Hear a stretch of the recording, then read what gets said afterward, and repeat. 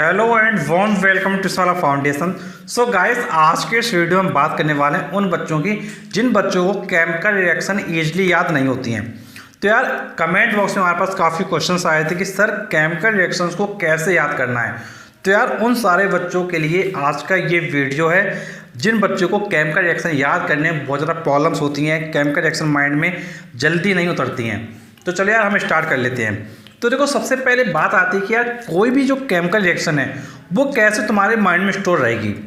तो देखो, किसी भी केमिकल रिएक्शन को अगर तुमको अपने माइंड में स्टोर करना है तो उसके लिए सबसे इम्पोर्टेंट टर्म होता है, वो होता है उसका जनरल एक्सप्रेशन। अगर तुमको जनरल एक्सप्रेशन याद है तो उस रिएक्शन को तुम स्टोर कर ले जाओगे। अब तुम सोच रहे होगे कि यार जनरल एक्सप्रेशन का क्या मतलब है। तो तुमको मैं क्या करता हूँ, तुमको तुम्हारी बुक, ये जो तुम्हारी सलीना की बुक है for your ICSE class 10th, इस बुक के बेसिस पे मैं तुमको समझाता हूँ कैसे तुमको रिएक्शन को अपने माइंड में स्टोर करना है। तो यार, इसमें हम कोई भी एक तुम्हारा चैप्टर ओपन कर लेते हैं। तो जैसे यार तुम्हारा मैं ले लेता हूँ एसिड बेस एंड सॉल्ट्स ले लेता हूँ। तो इसमें कोई रिएक्शन निकाल लेता हूँ जिससे तुम क्लियरली समझ सको। तो जैसे अभी हम लोग आ चुके हैं एसिड बेस सॉल्ट पर और रिएक्शन देख लेते हैं। जैसे तुमको दिया गया है केमिकल प्रॉपर्टीज ऑफ एसिड्स। तो देखो, केमिकल प्रॉपर्टीज ऑफ एसिड में तुमको दिया गया है न्यूट्रलाइजेशन। तो देखो, तुमको दिया गया है न्यूट्रलाइजेशन। तो देखो, न्यूट्रलाइजेशन का तुम इसमें ध्यान से देखो, इसमें तुम ध्यान से देखना। तो देखो, तुमको क्या दिया गया है, बेसिक ऑक्साइड। क्या दिया गया, basic oxide oblique hydroxide plus acid gives salt plus water. उसके बाद इसकी रिएक्शन दी गई है CuO copper oxide plus H2SO4 acid gives CuSO4 salt plus H2O water. तो कहने का मतलब क्या है, जो जनरल एक्सप्रेशन तुम्हारा हुआ वो ये हुआ तुम्हारा, ये जो ग्रीन वाली लाइन है ये तुम्हारा हुआ जनरल एक्सप्रेशन। और जो तुम्हारा ये जो रिएक्शन है ये CuO की हो गई और ये तुम्हारा NaOH की हो गई। मतलब तुम्हारा कोई भी ऑक्साइड लेना है तुमको, कोई भी तुमको हाइड्रोक्साइड लेनी है और उसका कंबाइन तुमको कराना है। किसके साथ कराना है, एसिड के साथ कराना है। तो तुमको क्या मिल रहा था, तो तुमको मिल रहा था सॉल्ट मिल रहा था और तुमको क्या है, वाटर मिल रहा था। तो कहने का मतलब ये है कि सबसे पहले तुमको क्या याद करना है, तुमको जनरल एक्सप्रेशन याद करना है। तो तुमको याद करना था जनरल एक्सप्रेशन, कोई भी तुमको ऑक्साइड लेना है या फिर तुमको कोई भी हाइड्रोक्साइड लेना है, उसको कंबाइन करा देना है किसके साथ, किसी भी एसिड के साथ। तो तुमको क्या मिलेगा, तुमको सॉल्ट मिलेगा, तुमको वाटर मिलेगा।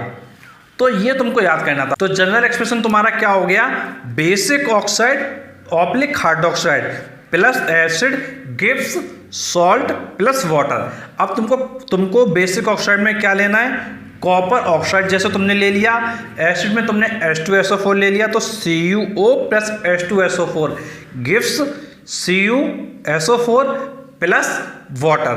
तो तुम्हारा कॉपर सल्फेट प्लस वाटर क्या है, बन जाता है। इसी तरीके से तुमने हाइड्रोक्साइड में क्या ले लिया, तुमने NaOH ले लिया, तुमने एसिड में क्या ले लिया, तुमने HNO3 ले लिया। बना क्या तुम्हारा, NaNO3 बना और वाटर बना। वो रिएक्शन तुम यहाँ पे क्या है देख सकते हो, ये मैंने तुमको अभी समझाया था।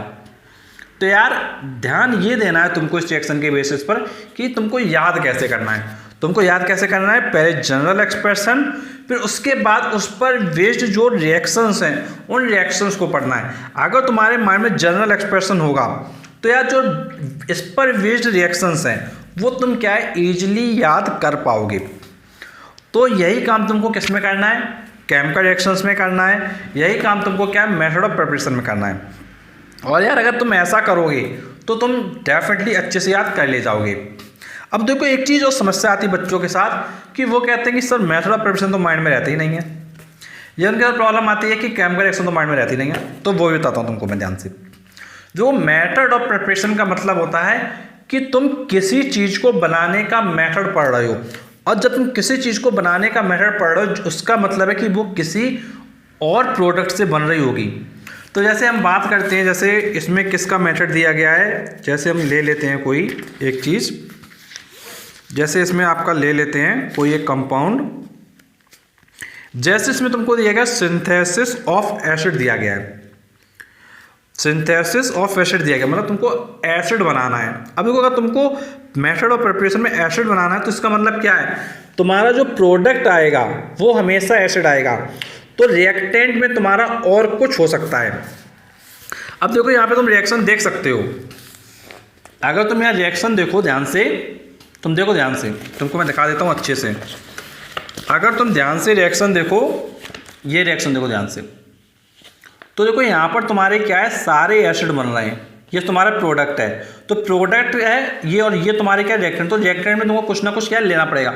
तो प्रोडक्ट में तुम्हारा एसिड बन रहा है और रिएक्टेंट में तुमको कुछ क्या लेना पड़ेगा। जैसे इन्होंने क्या किया, प्रोडक्ट बनाया H2SO4 का, प्रोडक्ट इन्होंने बनाया H2SO4 का, मतलब तुमको एसिड बनाना था H2SO4, तो क्या रिएक्टेंट लिया इन्होंने, SO3 और वाटर। तो इसके लिए भी तुम क्या कर सकते हो, जो जनरल एक्सप्रेशन है उसको याद कर सकते हो। जैसे इन्होंने देखो यहाँ जनरल एक्सप्रेशन लिखा हुआ है, अगर तुमने ध्यान से देखा हो तुमको दिखा होगा, यहाँ पे ग्रीन लाइन देखिए ध्यान से, तुमको यहाँ दिया गया है acidic oxide plus water gives acid, acidic oxide plus water gives acid. तो तुमको क्या करना था, एसिडिक ऑक्साइड लिया, तो ऑक्साइड कोई भी ले लो, जैसे SO3 ले लिया, प्लस वाटर लिया तो H2 ले लिया, तो बनता क्या है, H2SO4 बनता है। तो तुमने देखा कि वाटर सभी में लेना है, एसिड सभी में बनना है, और बचा हुआ तुम्हारा क्या है, बचा हुआ तुम्हारा क्या है, कोई भी ऑक्साइड तुमको लेना है। तो कॉन्सेप्ट तुम्हारा निकल के आया, अगर तुम ऑक्साइड लेते हो, वाटर लेते हो, दोनों को मिला देते हो, तो तुम्हारा बनता क्या है, तो तुम्हारा बनता है एसिड। तो अगर तुम ये जो जनरल एक्सप्रेशन है ये याद रखोगे, बेसिक ऑक्साइड प्लस तुम्हारा वाटर गिव्स एसिड, तो तुम्हारी रिएक्शन क्या है, तुम इजीली ऑक्साइड का कंबाइन करा दोगे तुम वाटर से, और जो एसिड बनेगा वो तुम्हारा क्या बन जाएगा। तो एक तरीका ये है तुम्हारा, जिससे तुम क्या मेथड ऑफ प्रिपरेशन को इजीली याद कर सकते हो। और इसी तरीके से मैं तुमको केमिकल रिएक्शन बताया, तुमको इस तरीके से केमिकल रिएक्शन याद करने हैं। अब देखो केमिकल रिएक्शन में तुमको जो रिएक्टेंट होता है, तो रिएक्टेंट हमेशा तुम्हारा क्या रहेगा, रिएक्टेंट हमेशा तुम्हारा वही रहता है जिसकी रिएक्शन करवाते हैं। रिएक्टेंट वो रहता है जिसकी रिएक्शन करवाते हैं। जैसे अभी हमने मेथड ऑफ प्रिपरेशन पढ़ा एसिड का, तो एसिड की अगर तुमको रिएक्शन लिखना है तो एसिड प्लस जिसके साथ रिएक्शन कराना है वो, और प्रोडक्ट कुछ और बनेगा फिर।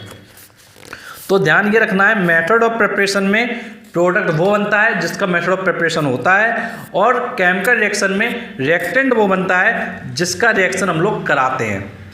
तो ये चीज़ तुमको क्लियर हो गई होगी कि भाई प्रोडक्ट क्या बनता है और कौन सा रिएक्टेंट होता है।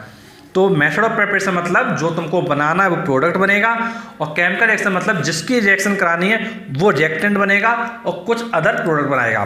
तो इस तरीके से तुम क्या है आसानी से केमिकल रिएक्शन याद कर सकते हो, मेथड ऑफ प्रिपरेशन कर सकते हो, और इन सब चीज़ों के साथ में अलॉन्ग विद तुमको क्या करना है, इनका जो नेम होता है केमिकल नेम वो भी तुमको याद करना है। जैसे NaOH, तो इसको तुम सोडियम हाइड्रोक्साइड कहते हो, H2SO4 इसको तुम सल्फ्यूरिक एसिड कहते हो। तो जितने भी तुम्हारे रिएक्टेंट होते हैं, जो भी तुम्हारे प्रोडक्ट होते हैं, उन सब का तुमको नेम जरूर याद करना है, क्योंकि वो नेमिंग अगर तुमको याद नहीं होगी तो होगा क्या, तुम्हारे क्वेश्चन में जैसे आया what happened when this compound react with this compound gives this compound. तो तुमको जब पता नहीं होगा इन कंपाउंड का फॉर्मूला क्या है, तो फिर तुम क्या है उस रिएक्शन को राइट ही नहीं कर पाओगे, और रिएक्शन तभी राइट कर पाओगे जब तुमको एटलीस्ट उन रिएक्शन के जो कंपाउंड्स हैं वो क्लियरली पता होंगे। तो आई होप तुमको समझ में आया होगा कि केमिकल रिएक्शन कैसे याद करना है, चाहे वो तुम्हारा मेथड ऑफ प्रिपरेशन का हो, चाहे वो तुम्हारा केमिकल रिएक्शन का हो। और तुम्हारा कोई भी प्रॉब्लम इसके रिगार्डिंग नीचे कमेंट बॉक्स में पूछ सकते हैं। Thanks for watching this video.